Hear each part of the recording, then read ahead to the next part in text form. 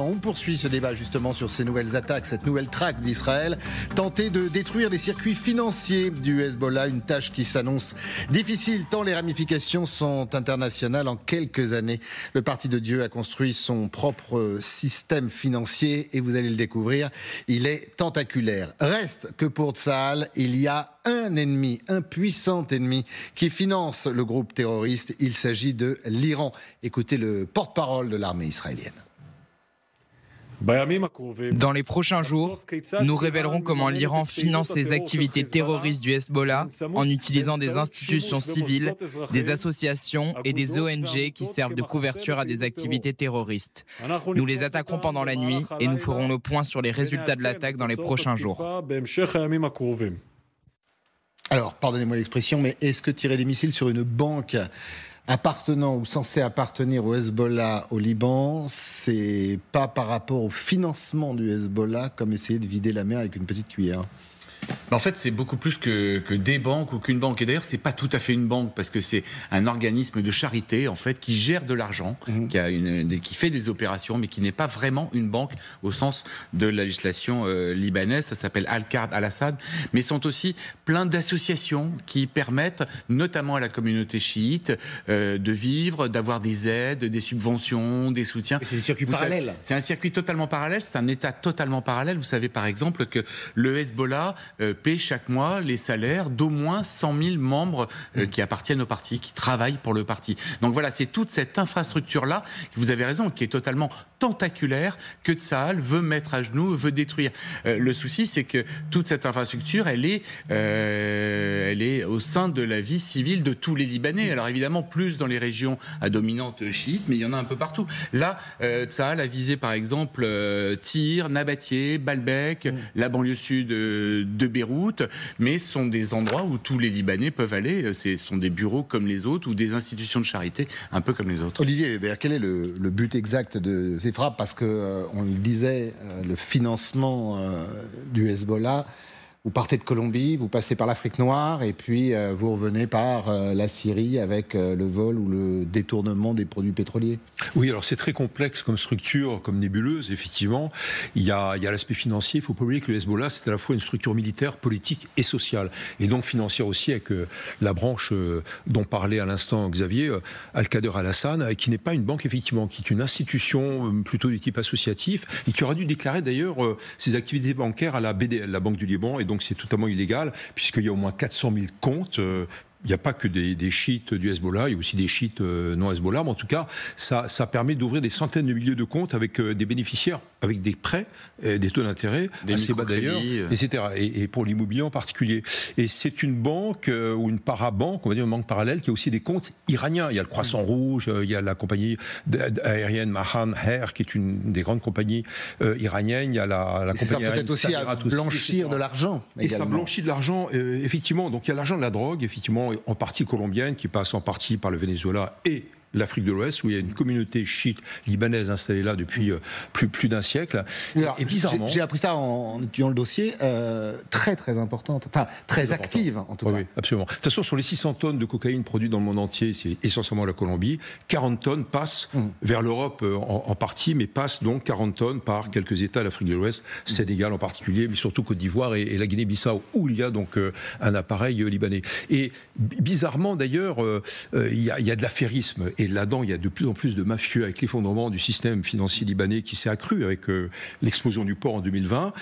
Donc, Al-Qadr Al-Hassan a profité de cela. En même temps, c'est, comment dirais-je, un système tellement mafieux qu'il y a des affairistes, il y a des intermédiaires, il y a des gens qui font du blanchiment d'argent, comme vous le dites, et ça a permis au Mossad d'infiltrer justement. Et pour finir, c'est des points d'entrée, c'est des portes d'entrée, des points de faiblesse quelque part. Absolument. C'est pour ça que quand le porte-parole parle d'effondrement du système financier, bon voilà, il fallait pas taper tout de suite évidemment sur les banques du Hezbollah. Il y a au moins une trentaine de filiales en plus. Et on sait très bien. Alors simplement pour finir, il y a eu un moment une attaque informatique. C'était fin 2020, donc il y a presque 4 ans en décembre, avec un hacker informatique qui s'appelle Spider Z. Ouais. Spider et Z à la fin.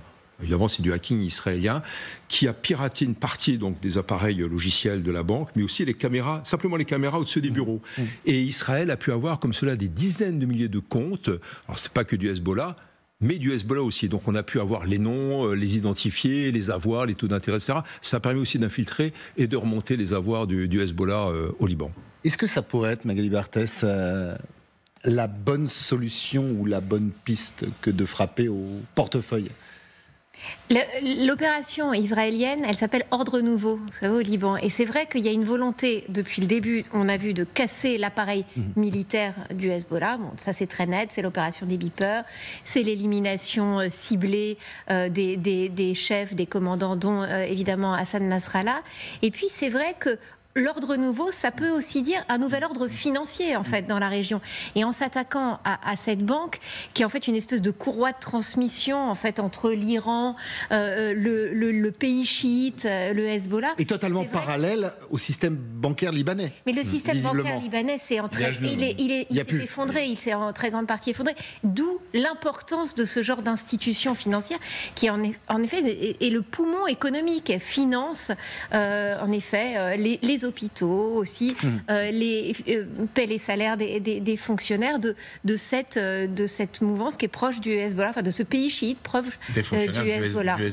L'idée, en fait, pour Tsahal et pour Israël, ce serait de déstabiliser les circuits financiers au Liban du Hezbollah pour peut-être permettre aux Libanais d'essayer de reprendre, non pas une vie normale, mais d'essayer de remonter quelque chose qui n'appartienne pas à ce groupe terroriste. Pour Israël, en tout cas, c'est le but. Le but d'Israël, c'est de faire une guerre totale au Hezbollah et qu'ensuite les Libanais, d'après les Israéliens, reprennent le pouvoir dans leur propre pays, puisqu'on voit qu'une partie du pouvoir échappe aux Libanais et à la classe politique libanaise qui n'est pas armée, puisque le Hezbollah est resté, après la guerre civile, la seule milice armée. Donc ça, c'est ce qu'affiche Israël. Mais c'est beaucoup plus compliqué que ça, parce qu'effectivement, alors quand ils frappent une banque, ils vont pas brûler des tonnes de billets, ils vont pas faire fondre des lingots d'or. Ils déstabilisent totalement le système, puisqu'aujourd'hui les banques sont des ordinateurs, sont des échanges d'argent. Il faut payer la solde des soldats. Il faut les payer. Oui, tout à fait. Donc ils vont déstabiliser. C'est un peu comme s'ils s'en prenaient au système sanguin qui irrigue tout le corps du Hezbollah à travers le Liban. Mais encore une fois, pas uniquement les banques. Il y a aussi des écoles, des institutions, des endroits où Israël peut aussi soupçonner que le Hezbollah est caché soit des réserves financières, soit des armes. Un mot, Magali, des espoirs, on vient de l'apprendre, des Américains qui, par l'intermédiaire de leur envoyé spécial, exactement, pensent que une solution pacifiée pourrait être possible. C'est-à-dire que les Américains sont en train de remettre sur la table, vous savez, la proposition franco-américaine de cesser le feu de 21 jours entre le Hezbollah et Israël. Proposition qui avait été balayée d'un revers de la main par Netanyahou lors de la réunion à l'ONU, de l'Assemblée générale de l'ONU. Et là, manifestement, en fait, depuis l'élimination de Sinwar à Gaza, sur le dossier gazaoui, Joe Biden et son équipe essayent là aussi de repousser la proposition d'un cessez-le-feu. Anthony Blinken dans la région cette semaine. Ils font de la même façon avec le Liban, en se disant que maintenant il y a peut-être une fenêtre d'opportunité. Autant peut-être sur Gaza, il faudra voir ce qui se passe. Sur le Liban, on voit à quel point la détermination de Netanyahou est absolument totale. Oui, parce que pendant qu'on parle, Israël continue de frapper. Se multiplient. Et ce n'est pas certainement parce que l'émissaire de Joe Biden est dans la région et va voir le Premier ministre et le président du Parlement libanais aujourd'hui que les choses vont avancer. Mais ça montre quand même un petit regain d'activité diplomatique américaine, alors que ces derniers temps, quand même, ils avaient beaucoup abandonné.